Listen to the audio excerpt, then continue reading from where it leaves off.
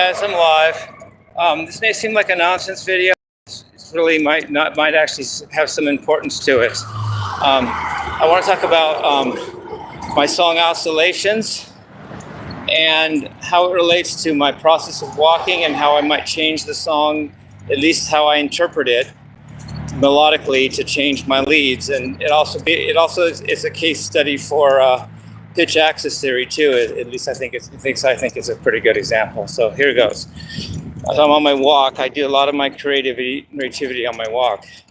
When I walk through space, I go through time slower, and it changes my vibe or something. I don't know. I can think better sometimes when I'm walking, which I am right now. So the song Oscillations is in E pitch axis, and it has three chords that imply three modes of E, and it changes from one to the other, to the other, to the other, and so forth. The one in the center is based on the G sharp diminished chord, which together with the E drone becomes E mixolydian. Now there's no real much room for interpretation there. There's only one diminished chord in a major scale, and so the diminished chord almost just pretty much defines one tonality or one mode within the major scale. In this case, since the G sharp diminished is a major third above the E, that beats the E mixolydian, because the diminished triad is a major third up from the dominant triad in a major scale. So that's no problem there. And then I take the G sharp diminished to G major by flattening the G sharp from G sharp to G. Now here's where it can be interesting too, because in the key of E, or with an E root, there actually could be either of three modes could fit G major. It could be E Dorian, E Aeolian, or E Phrygian. And I had gone with E Dorian, but I hadn't really considered the other options. And I think maybe I should, and it might change the way I look at the tune. So let's go over this. If I do E Phrygian, that's a little dark, a little weird. I don't think I'm going to go that far with it. So it's probably going to be E Dorian or E Aeolian.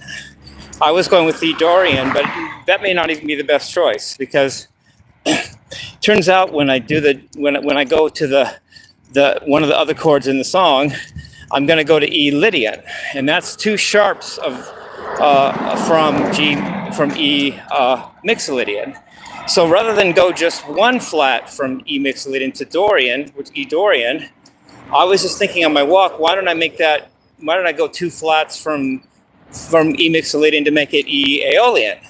That way there's a symmetry. When I go from the E mixolydian later in the song to the E Lydian, it'll be symmetrically balanced between the mixolydian mode in the middle.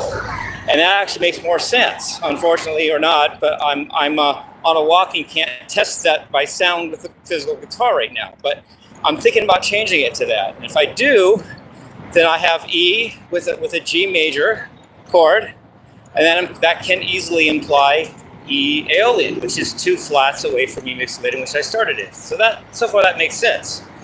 And then I'll go back. The chord goes back next to G sharp diminished, which then implies E mixolydian again. And then I make a change in the song to G sharp minor. Now in E, that could be E Ionian or E Lydian, and I've chosen E Lydian. And that would be two sharps from E mixolydian. So far, if I go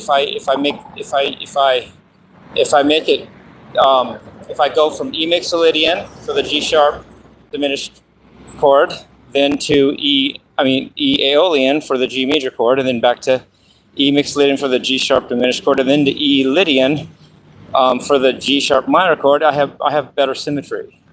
It's like the mixolydian is halfway, and I go two flats away to Aeolian, then back to mixolydian, then two sharps away, which is Lydian, and then back to mixolydian. So it has a symmetry that it doesn't have if I go from E mixolydian to E Dorian, then E mixolydian, and then to E Lydian. It doesn't feel the same. And I think when I pick up a guitar, when I get home, I'm going to find that it works sonically too, that I'm going to like the sound. So I'm glad I took my walk today, because I fixed that. Interestingly enough, if I wanted to go from E, if I wanted to go just one flat or one sharp away, I could still do that too with the same chords I have. G sharp major, G sharp diminished still implies E mixolydian, but if I had to, if my life depended on it, I could make the G major imply E Dorian, and then go back to the G sharp diminished, which would be E mixolydian, and then go to the G sharp minor, which could also imply E Ionian. In that case, it'd be just this one flat in one way from mixolydian, which is Dorian, then one back to mixolydian, then just one sharp away, which is Ionian, and back to mixolydian. But that doesn't have enough drama for me. That's like a slither. It feels like I'm not really doing much with the tune. And yet, if I go 2 sharps and flats away, it makes better sense to go 2 sharps and 2 flats in both directions to keep it symmetrical, like I just suggested. So I think I'm going to scratch the exact approach I had been using for the one I just mentioned right now. The song is still the same. The song remains the same, LOL. But I'm changing the way I interpret it and the way I'm going to play solo over it. So I'm glad I took this walk. I'm glad I explained this to you guys.